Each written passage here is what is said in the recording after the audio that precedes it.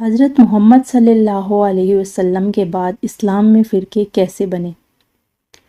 جب حضرت محمد صلی اللہ علیہ وسلم کی وفات ہوئی، ان کی وفات کے بعد سب سے پہلا مسئلہ خلیفہ کا تھا۔ ایک گروپ نے حضرت ابو بکر رضی اللہ عنہ کو خلافت کے لیے چنا، جو کہ سنی فرقہ بنا، جبکہ دوسرے گروپ کا کہنا تھا کہ رسول اللہ صلی اللہ علیہ وسلم نے حضرت علی کو نومینیٹ کیا تھا۔ یہی بعد میں شیعہ فرقہ بنا۔ یہاں سے سنی اور شیعہ فرقہ الگ ہوئے۔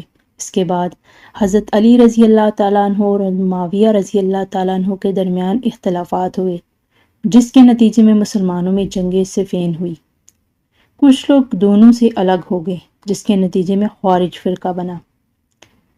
پھر بنو امیہ اور بنو عباس کا دور آیا۔ اس دور میں سیاسی اختلاف سے فرقے بڑھنے لگے، خلیفہ نسلی بن گئے۔ اس کے بعد فقہی اور عقائدی فرقے بنے۔ علم کے دور میں لوگوں نے قرآن اور حدیث کو الگ انداز سے سمجھا۔